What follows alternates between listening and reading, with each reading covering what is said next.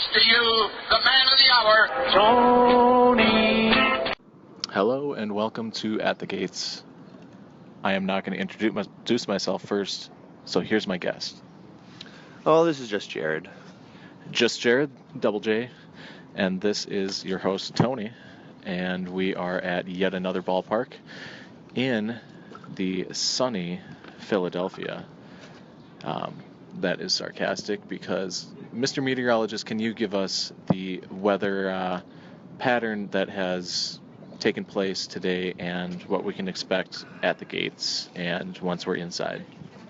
So basically what's happened over the last couple days since we last talked to you at Pittsburgh was the low pressure system that we experienced in Pittsburgh that caused all the clouds and rain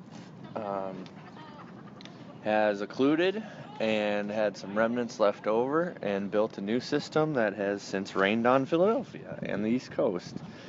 And so we are currently experiencing more cloudy weather, and it appears the rain has stopped for today. It rained quite a bit.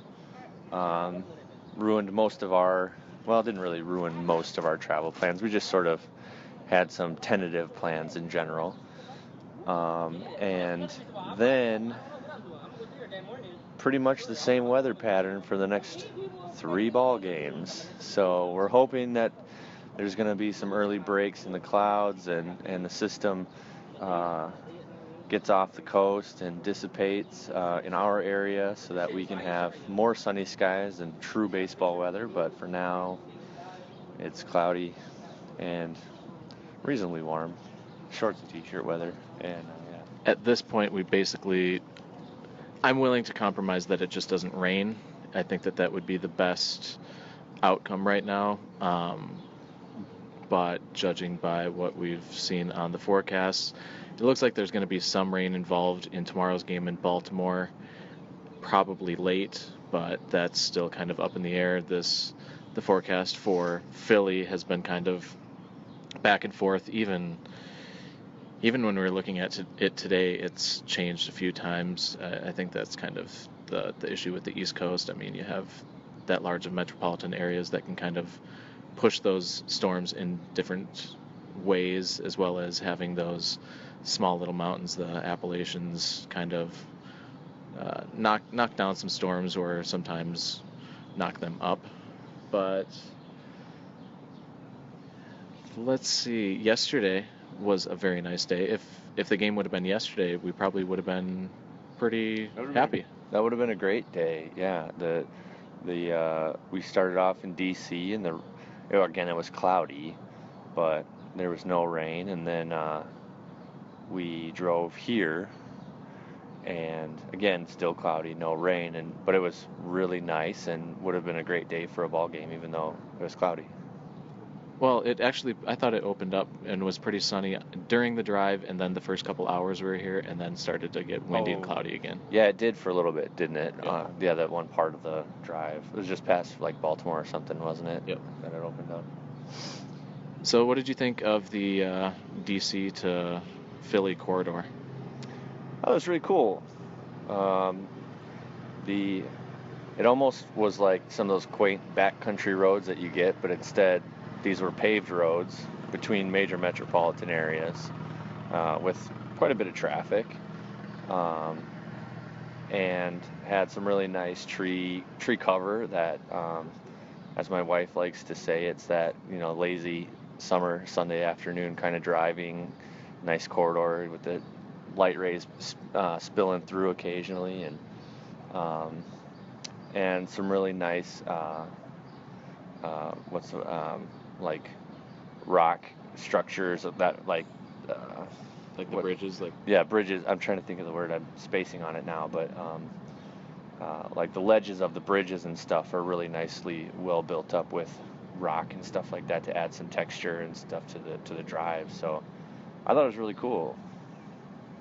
I liked it as well. It seemed like they did a very good job of hiding the population. That's very true. We did talk about that a little bit, didn't we? Yeah. And the thing that I told you that it reminded me of was actually The Happening, how it it kind of had that rolling greens and some decent trees, but you could kind of tell that there was going to be some old kind of colonial building or like settlement that was near.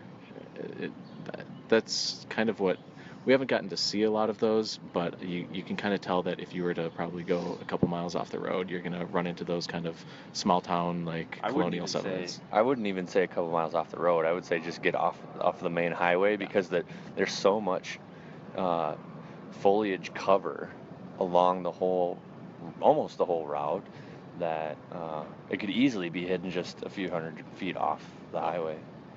Especially this time of year when everything's blooming and everything's green and everything's full and lush.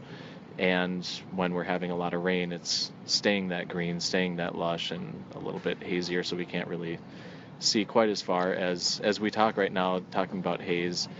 We can see about probably 80% of the Philly skyline, but the top 20 is just kind of covered by those low-hanging clouds that are no longer dropping any rain.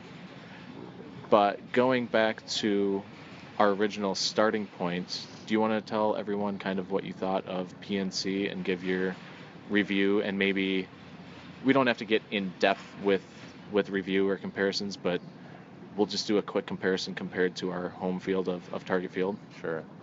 So, in the last podcast, we covered a lot of the exterior features of it, which I thought was really fantastic. There was a lot of interesting things to see and learn about, some of the statues and stuff, and outside the stadium, and the really nice river walk on the backside and the outfield of the stadium. And then they had that really cool sort of outdoor restaurant outside of the building access restaurant that we mentioned in the last podcast as well. That was a really cool feature. And then once you get inside the ballpark, I think it has a really great feel. It's compared to Target Field, it's how many years older?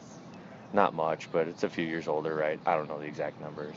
Either way, you can tell that it's a little bit older, but at the end of the day, I think it's held up really well. I didn't, when I go to Target Field, I notice that some things are starting to fall apart a little bit, but when I went there, I didn't notice. Again, how much of that is me looking versus not looking, but it seems like it's holding up really well. I believe it's a really nice ballpark. Inside, there's a lot of stuff inside too, in the concourses and stuff. The concourses are not mostly open like they are at Target Field. In some ways, that's really good though. We talk a lot about how when people line up around the concourse like that, when it's cold out or when there's a lot of foot traffic and people are just stopping to look, on some of those busier days, that creates a lot of congestion in some really bad places at Target Field. Whereas at PNC, not having it open forces people more towards the outside of the building, and allows those lines to sort of filter away. The old get in, get out kind of approach. Yeah, but then you still have to, you're still navigating around that traffic just in a different way. Although it seems like it's a little more free-flowing, there's not as many choke points. And like the scoreboard is not as big, but who's counting kind of thing. You're supposed to be watching the game. And I ran into a ton of nice people helping me along the way, giving me suggestions, welcoming us to the stadium, and giving me little insider tips on places to go and things to take pictures of. And the overall experience at the ballpark I felt was very positive, and I think being that whatever 10ish years of age older than Target Field, is still held up really well, and still to me, as much as I love Target Field as a homer, puts it ahead of Target Field. Interesting. Right away, your analysis, I would have to say that I agree. It is ahead of Target Field. Not saying bad things about Target Field, but really just saying good things about PNC. It's possible to do those, and I think when you're really attached to a club or an area, it's hard to separate that, but you also have to recognize sometimes when something is just better. It's not saying that what you have is broken, but someone could have something that just looks cooler, and in this case, they have a nicer car than me. Yeah, when we talked about last night, right? It was last night we talked. Tony was trying to sort of arrange his top 10 ballparks that he's seen, or at least put in order the ballparks that he has currently seen, not just top 10, and was having a hard time objectively doing it. And I said, for some of the ballparks, he's like, I really like this ballpark, but I can't believe it's that far down the list. And I had to remind him, it's like, that just shows how really great those top ballparks are, to have to push that ballpark that you really like that far down. So it's not a bad thing against those ballparks. It's just that those ones are really complete packages. Agreed. And just, I know that we're going to talk about this in the Cleveland episode, so I won't get in depth on this either, but ranking the 16 parks that I've been to so far, not including this one because I didn't know yet and still don't know yet because we're not inside, but ranking the 16, I kind of told Jared it looks like the top 12 are ones that I would want to travel back to, and the bottom 4 are ones that I didn't really care for. I would still go to a baseball game in any location, but I wouldn't go out of my way to travel to some of them. And 2 of them you won't be able to see anymore after a certain period of time anyway, so it's all good. Yeah. So one of them, I'll spoil it for you, the bottom so far is the Metrodome. As much as I love the memories and the history of the World Championships, it was a dump. I can recognize that it was a dump. It's a lovable dump that people from Minnesota will hold on to, but at the same time, we were so quick to celebrate Target Field that it only reinforced the idea that it really was that bad. So now that it doesn't exist, I don't have to worry about me not going back to it, but it would be one of those 4 that I wouldn't choose to go see a game in. How about looking at Citizens Bank Park so far for you? What have you seen? What are the things that like, and some of the things that when you peek through the gates might make it something special, or whatever else that you judge ballparks on? So far on the outside, there's a lot of cover. For instance, at some ballparks, there's a lot of things to see and do on the outside of the ballpark. And not to say that there's not here, but most of the stuff appears to be happening inside the ballpark. So it's almost like they've got this sort of facade up that they're trying to tease you a little bit with and say, hey, this is a really great looking building from the outside, or a great looking sort of wall or whatever. But the really great stuff is on the inside. And from the outside, though, it's really nice. You can walk all the way around the stadium with pretty easy candor, just no problem whatsoever. There's a lot of really great vegetation. It's a really nice walk. The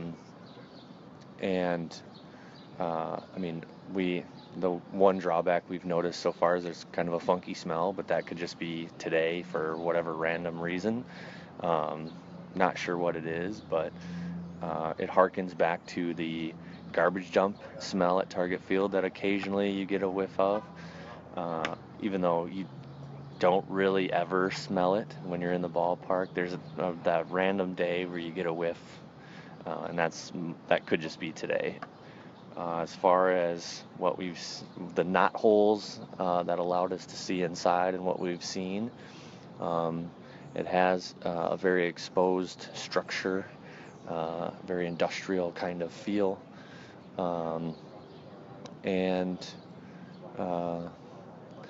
Yeah, I mean, it's kind of not my style.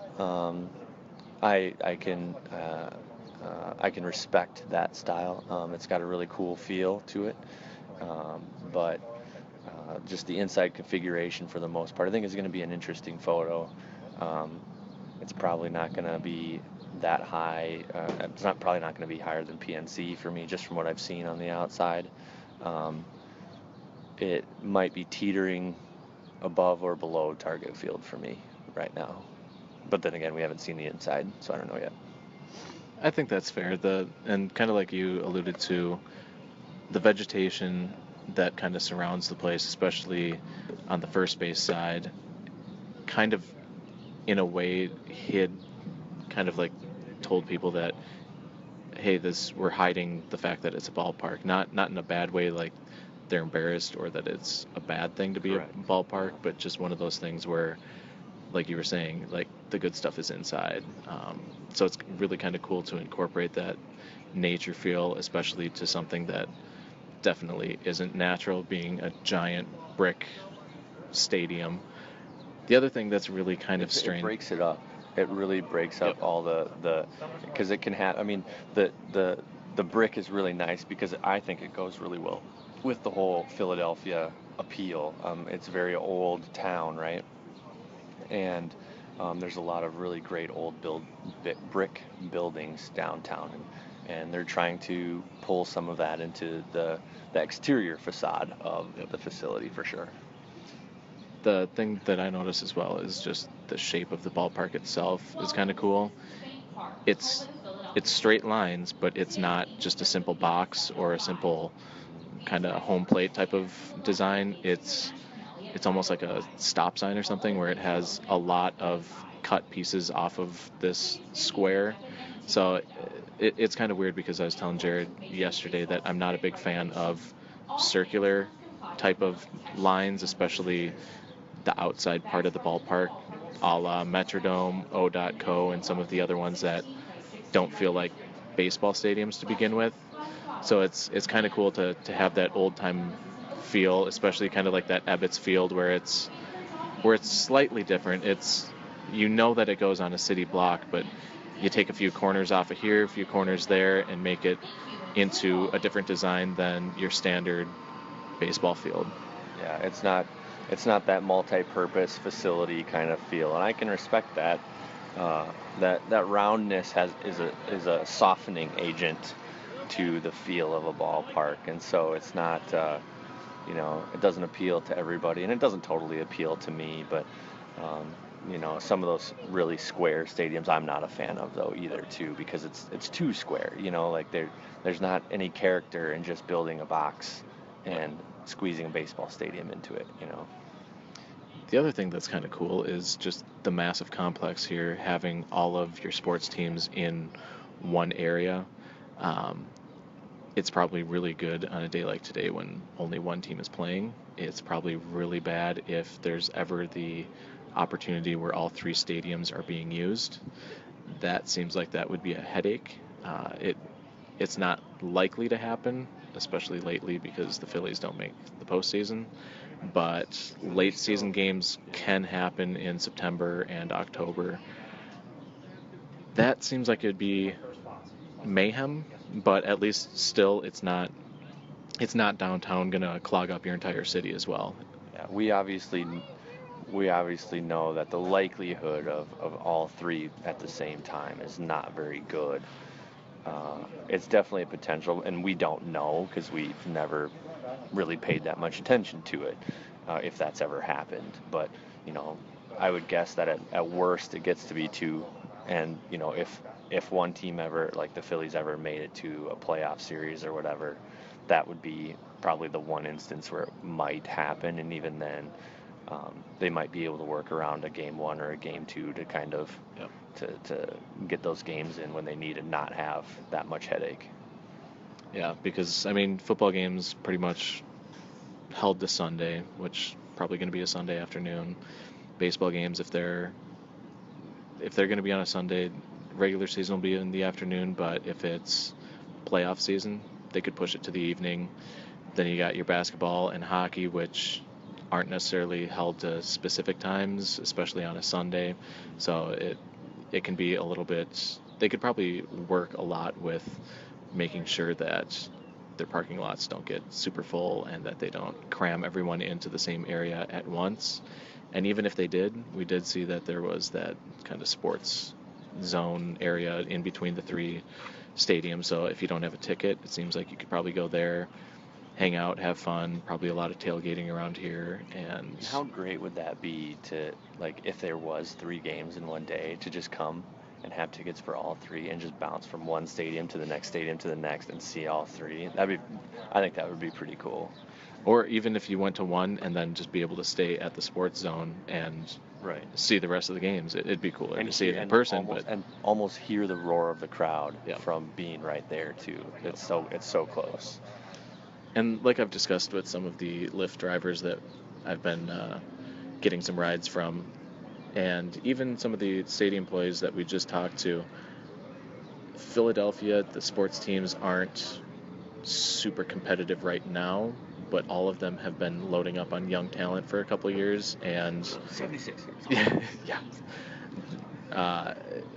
I think that they're poised. One of these teams could be something special in the next couple of years. Maybe all 3 of them, and I say 3 because I'm not really looking at the NFL, because NFL is even tougher because one guy goes down like your quarterback and you're scrambling a la Vikings. So I think that they're set up nicely with the Eagles, but that's you're in a tough area too, because East Coast football is you got your Giants, so you never know, and yeah. Doesn't the NFL seem like there's greater, not turnover in roster, but just like they say, you could win it next year and be the worst in the league next year. Yep. Whereas for the other sports, it doesn't seem like that. It could be that drastic. It comes down to really parity. I mean, football is one of those games where it either comes down to one of your players getting hurt or underperforming, or the team just not gelling, or another team gelling in When your you division. have 11 That's people on the field. That's a lot of people that have to get to coordinate and think all in the same vein all the time. Yep. So anything else that we didn't cover that you want to cover? What about, do you want to talk about all the other stuff that we did, or is that a special? Yeah, we can talk about that. So what have we done after Pittsburgh? Let's see. Can you remember? This is your pop quiz. Yeah, this is sort of stuff that I planned too, so hopefully I can remember all of it, right? We spend a lot of time walking around, so that. How many miles have you walked? 30 as of today. In the last couple of days. Oops, let me pull out the right thing here. 35 miles in 3.5 days. With a good portion of those days being a good portion of driving too. Yep. So let's see, we went to Washington, D.C. We were there for a day and a half. The first day, what did we do on the first day? We got in right away and went to see the Declaration and Constitution. Right, because we had timed tickets, which we thought were going to help us, but it turns out those only really help if it's a really busy day. Otherwise, it's pretty easy in and easy out, which is what that day was. Saw the Declaration and the Constitution and the Magna Carta and the Bill of Rights, and had some really interesting insights about that we probably won't be able to repeat here because we can't remember. But, things like, just it's interesting how faded some of the text is, and, just being able to see the wrinkles and like a document that these people handled, and, like this is the real deal. We noticed that, let me make sure I got the word right, in most of the documents, they talked about how all these people that signed the documents came together, and what was the word? Unanimous? They unanimously agreed to working these things out in this way. How can our government not do that right now? I mean, sure, it's tough, but it's we have to work better towards getting to that Yeah. kind of agreement. Now, obviously, they were under different circumstances, but they're under a lot more pressure, I think, than what our politicians are now, because they're trying to establish a new country, and we're just battling out over stupid little issues. So they can come to a unanimous agreement. We can come to a unanimous agreement right now. Um, and then we went to the National Air and Space Museum. That was really sweet. I saw a lot of old tech, new tech, airline stuff, uh, just first in flight kind of stuff, and flying Some rockets, yeah, satellites, which is really cool. You don't realize just the scope of a project like that until you can see it in person. I think what sums it up is just seeing the space shuttle's flight board, Yeah. knowing how many controls that they have on that, and that's just for the pilot to control. Then you realize how many people it to make those controls and to then help them when they are in space. There's a shit ton of moving pieces, and that's just for one project. That's for what you see, let alone all the development. And they went to space with a rocket that had the computing power of essentially a graphing calculator or less. Think of the things. Just flight in general is outstandingly amazing to me. Except those people that put wings on their arms and jumped from buildings and died. That type of flight isn't really that impressive. No, it's kind of funny to look back on now, because that's what they were trying to learn how to fly from there and build technology based off of that individual flight. But like I understand how flying works. I understand it, but it's still like, this is so cool. And I think, like you said, the flight board was one big thing that sort of locked it in. The other big thing that locked it in for me was seeing the engine from one of the rockets that they had, one of the space shuttle rockets that they had. I'll post a picture of it. Tony will link probably to it later, but I've got this wide-angle lens for a reason, and the wide-angle lens was able to get the whole thing in, which most people's cameras can't do without a wide-angle lens. And even then, it just looks so massive. I wish we would have been able to have somebody standing in front of it to give it a little more scope, but you couldn't, because you try to get everything in and get everybody out of the way and whatever. And then we popped over to the National History Museum and checked that out for a little bit. We stopped and saw the presidential wing of that, and talked about impeachment, and we joked about how that needs to be updated soon, or probably will be updated soon. Let's see, what did we do after the History Museum? We went to eat, and then what did we do? Checked in at the hotel. Oh, and then went to record stores. Oh, right. Found a couple great record stores. One of them, was it on your list, but it wasn't going to be open? You didn't think it was going to be open? The first record store was really cool. They're all really like quaint little shops kind of thing. But the second one, Tony didn't think was going to be open, and we just happened to be walking by and saw that there was a guy in there looking, and Tony goes, "I'm going to try to go in there," and I said, "I don't think it's open." He goes down and pulls the door handle and walks in, and they're like, no big deal, lets him in, and turns out the guys at the counter were pretty cool, and gave Tony some really great recommendations for music, and even suggested a record store in Philadelphia that we're going to check out, that hopefully will turn out to be pretty cool. And then then we went to the Washington Monument. The next morning we went to Washington Monument, the Lincoln Memorial, and then over to Arlington National Cemetery. And I'm going to back up. We walked from our hotel, which is on the very east portion of the National Mall and a few blocks south, and we walked from there all the way over to the National Cemetery Yes, in we Arlington, did. which is It's a beautiful walk. it's a good walk, but it's long. It's deceivingly long, and even for a person who's not taking pictures and experiencing it, it's a long, long walk. I think everyone should do it once to just grasp the scope, especially for when all that drama came up about the inauguration and Trump was saying there was 1 million people or whatever.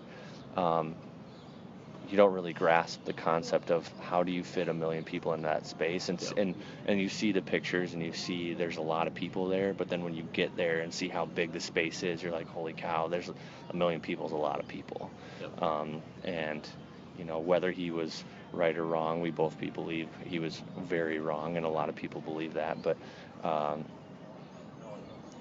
that it just really puts it into scope. And then you add in the fact that we were taking pictures and stuff too. It made a long walk much longer, but I think it was worth it. It was fun, and surprisingly, we planned for it being a long walk, and it just so happens we planned almost exactly right and how long the walk would take, even though we thought it was going to be much faster. So I don't know.